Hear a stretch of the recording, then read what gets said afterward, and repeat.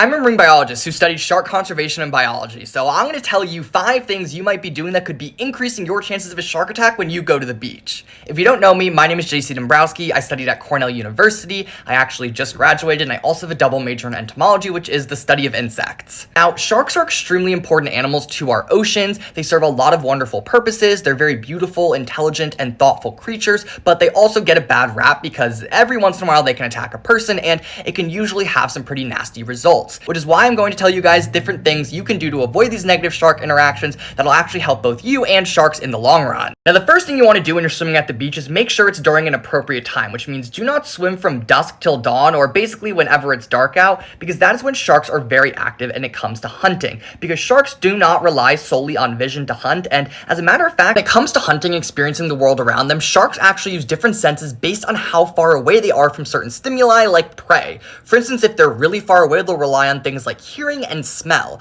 As they get closer, they may utilize vision, and as they finally close in, they'll actually use their electrosensory mechanisms to be able to tell prey movements via vibrations and shifts in electrical fields in the water. Now, it doesn't matter just when you swim, but also where you're swimming. There are certain places that sharks hang out that you do not want to be in at the same time as them. That includes being at the mouths of rivers, under piers, bridges, docks, places where people are fishing and gutting and cleaning fish and dropping those debris into the water will definitely attract sharks, near large schools of fish or other prey items like seals. And you probably don't want to know this, but you are very likely swimming near sharks a lot more often than you realize. And if you don't believe me, go into the search bar and type in sharks drone footage, and you will see so many examples of people swimming near things like massive great white sharks and being none the wiser. And a great example that I've seen in my own real life is I would go to this pier every summer with my family at the beach, and people would catch fish, gut them, clean them, drop the fish debris down these drains. People would be surfing and swimming right underneath the pier, right next to it, and have no idea there's a huge bull shark, sandbar shark, reef shark right next to them. And thankfully, I never saw a shark attack, but I definitely saw people swimming way closer than they would probably be comfortable to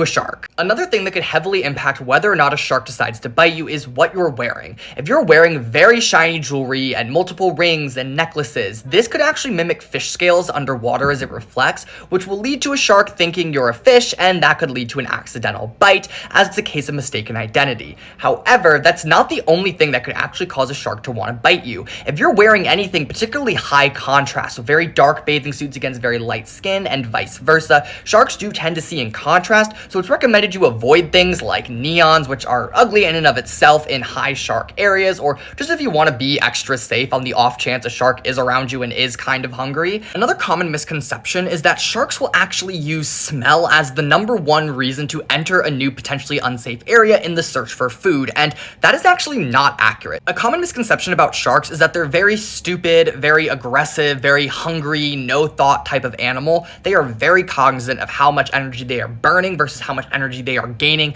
by the food that they are taking in. That is again why they don't necessarily like to eat people, because we're just not worth the calories they'll expend, and they're very much a calories in, calories out type of animal. Yes, they may detect blood from a mile away, but one drop of blood does not mean that there is a feast or enough food or calories to actually make up for how much they burnt to get to that area. The number one driver usually of sharks getting into a new area is sound, and that is because an arrhythmic vibration may mean that there is something flailing or dying or drowning, and that is an easy meal. It is a lot of calories with little energy expended to actually finish it off and then consume it. A great example of this in the real world would be the USS Indianapolis sinking. You saw a lot of people flailing and drowning, and there was a lot of very arrhythmic, very weird, unnatural vibrations, which naturally brought in a lot of sharks, especially because they were far out in the middle of the ocean where there's not as many resources. That's one time where if there's not a lot of resources, sharks are going to eat most things they can actually get their mouths on because they're in a food desert. Avoid certain animals when you're in the water.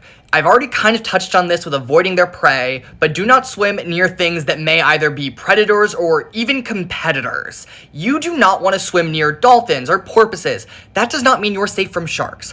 Oftentimes, they are hunting and eating the same things, so if dolphins are in the area looking for food or hunting, there may be a shark after the exact same resource, and just because dolphins are in the area does not mean that sharks are not going to be, or any combination thereof. Sharks and dolphins can actually coexist quite often. They can hunt for the same food, share the same resources. It's also important to avoid kinds of areas where there may be large schoolings of fish, seals, sea turtles, any sort of animal that they eat or commonly interact with or denotes that sharks' food may also be present.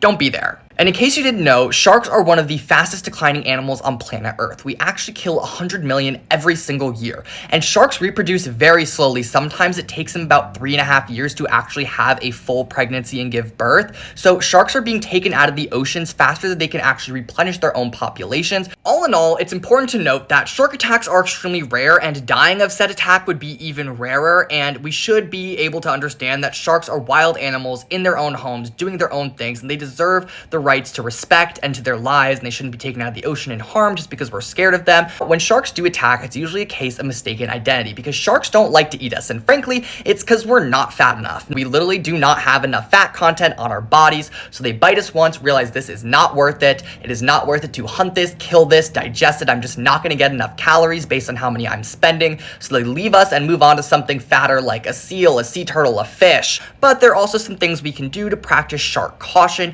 and mitigate and minimize the chances of having a negative shark-human interaction, and it's important to be cognizant of those things, such as not swimming at dusk or dawn, or basically whenever it's dark out, not swimming in areas where sharks may be hanging out, including river mouths, deltas, under bridges, piers, docks, sandbars, drop-offs. Also important to know what you're wearing and how it impacts whether or not a shark sees you as a food item, like very shiny jewelry, high-contrast clothing, neons. Also, do not make excessive splashing noises. Arrhythmic vibration, specifically in one area, can draw a shark very close to you. And finally, it's very important to know that you should not be swimming near their competitors and or other animals that may be related to them in the food chain, whether it's a seal or a sea turtle or fish that they may be eating, or dolphins or porpoises that may indicate that sharks are in the area because they prey on the same thing. So it's important to know that we should respect and care about sharks, but it's also important to realize that they are wild animals. They can harm us, and accidents do happen, but there are some things you can do to mitigate that. So stay safe, enjoy the beach, and like and subscribe if you want to see more amazing shark, science, and nature content.